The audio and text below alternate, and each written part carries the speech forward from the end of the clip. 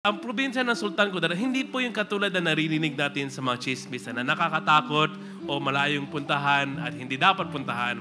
Ngunit, binubuksan po natin ang ating mga pintuan to welcome our guests.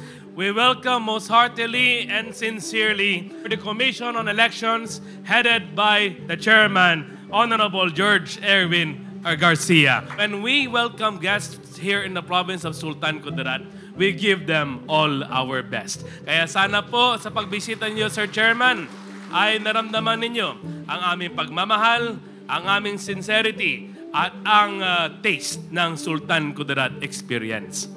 Of course, nakakatuwa pong isipin that here in the province of Sultan Kudarat, despite of the diversity that we all share, ay pinapakita po na nagkakaisa ang lahat. Simula po noong 1998, when my grandfather was given a chance to govern the province of Sultan Kudarat under the banner of halal governance, nais siya po ipakita na posible at kayang makamit ang tunay na pagkakaisa at pagmamahalan sa pagitan ng Muslim, Kristiyano at Luman. Kung narinig po ng ating mga bisita, ang parati po nating sinisigaw ay SK Sikat Ka, simbolo ng katahimikan at kaunlaran. Noong unang panahon po, nagkaroon ng kaguluhan sa pagitan ng iba't ibang tribo. Dito po nagsimula ang Ilaga Black Shirt War. Dito rin po nagsimula ang hindi pagkakasundo ng Muslim at ng mga Kristiyano noong taon 1960s at 1970s.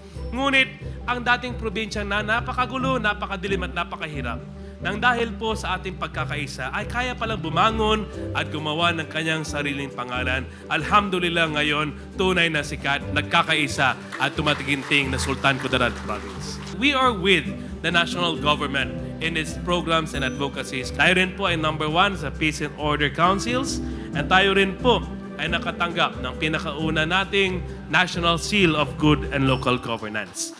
So, all of this that we share today is not for purposes of just broadcasting, but to ensure our continuous commitment towards good governance. Ang ating mga COMELEC commissioners ay dito po sa araw na ito to check on the status of the different provinces and regions. In fact, sa leadership po ng ating chairman, the Honorable George Garcia, umiikot po siya sa iba't ibang LGU at iba't ibang probinsya to personally oversee the operation of COMELEC and to ensure that COMELEC and the community ay malaki po ang kanilang pagdidikit sa kanilang koneksyon, sa kanilang abot kamay, at higit sa lahat pinapakita that COMELEC is just one call away. Especially sa darating na barangay elections. Ang sabi ko po sa kanila, dito sa provincial government or sa buong probinsya ng Sultan Kudarat, wala po silang iproproblema dito. Makakaasa po kayo, tahimik na tahimik ang ating barangay elections sa darating na October. We wanted to ensure transparency to our people. And true enough that in the past few years of having elections here, despite of the diverse culture that we have, ay talagang transparent at malinis ang ating mga halalan. So this is also another challenge sa ating mga mayors and vice mayors to join COMELEC in their objective of ensuring transparent, reliable, and orderly conduct of the barangay elections this 2023. Makakaasa po kayo, Sir Chairman and the Commissioners, that we will do our part and we will be your partners in your advocacy in ensuring that the right people will be held to account as public officers, duly and elected.